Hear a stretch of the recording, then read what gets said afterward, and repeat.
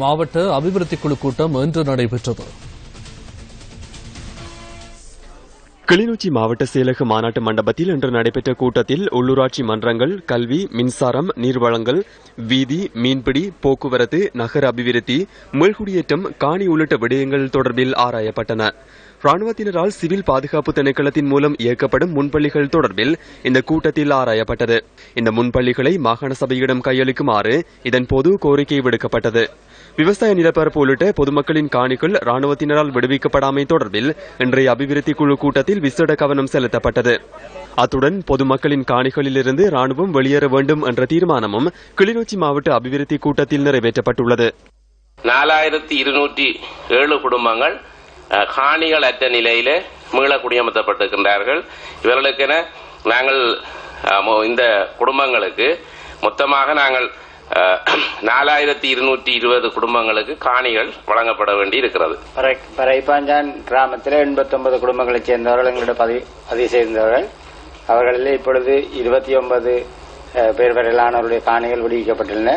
மீதி காணியை நாங்கள் விடுவிக்குமாறு கோரியிருக்கிறோம். ஆரம்பத்தில் அது முழுவதற்குமாக அதை சுவீகரிப்பதற்கான நடவடிக்கைகள் ராணுவத்தினால் மேற்கொள்ளப்பட்டு இப்பொழுது மீதி உள்ளவற்றையும் அண்மையில் கூடி ராணுவத்தினரிடம் நாங்கள் கோரிக்கை சமர்ப்பித்தோம். வட்டக்கட்சி சில்வாவதிக்கு பக்கத்தில் உள்ள ஒரு காணியும் மற்றது 100 நம்பர் வட்டக்கட்சியில் உள்ள காணியும் ராணுவத்தினர் விடுவித்தது போலதான் தோற்றப்பாடு இருந்தது. ஆனால் காணி உரிமையாளர்கள் இதுவரைக்கும் காணிக்குள்ளுக்கு போக முடியாத நிலைமையில இருக்கிறோம். அவர்கள் பிரியோசனங்களை ராணுவத்தினர் தான் எடுத்துக்கொண்டு இருக்கிறோம். கண்டாவளை பிரதேச சபைக்குட்பட்ட கல்லாறு உள்ளிட்ட பல பகுதிகளில் விவசாயிகளின் காணிகளில் ராணுவத்தினர் நெச்சரிக்கை மேற்கொள்வதாக இதன்போது சுட்டிக்காட்டப்பட்டது. ராணுவத்துக்கு எங்கட முதலீடுகளை அல்லது வருவாய்களை அளிக்கின்ற நோக்கமும், அதே நேரத்தில் கமக்காரன் ரோட்டில் இருந்து பிச்சு எடுக்கிறான், ராணுவம் அந்த காணியில காலோத்த பிரிச்சு நெல்ல கொண்டு போகுது. எங்க கொண்டு போகணும் யாருக்கும் தெரியல.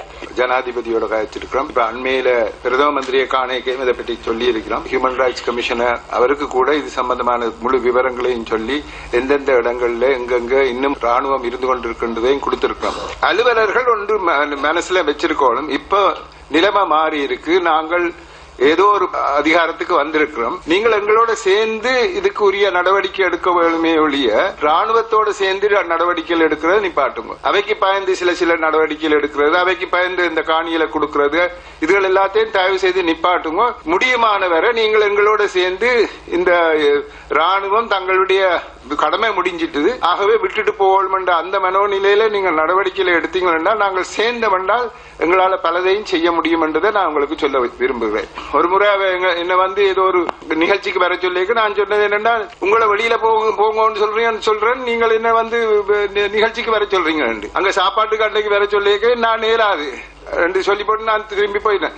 இது ராணுவம் அளவுக்கு அதிகமாக 6 வருஷத்துக்கு பிறகு இங்கே இருக்கணும் என்றது பிழை என்ற அந்த எண்ணத்தை நீங்கள் வலுப்படுத்தினீங்கன்னு சொன்னால் நாங்கள் சேர்ந்து பல விதத்திலையும் அவர்களுக்கு நெருக்குதல்களை தந்து வெளிநாட்டில் இருக்கிறவர்களுக்கும் நாடுகளுக்கும் இந்த டிப்ளமேட்டிக் எல்லாருக்கும் சொல்லி இதுல சில முன்னேற்றத்தை நாங்க காணலாம் என்று நான் நம்புறேன். என்னண்டா இப்ப அது எக்ஸ்பென்சஸ் சொல்லி பிரசிடென்ட் தான் அன்றைய காலம் CSD-ன்றதே அது க்ளோஸ் தட்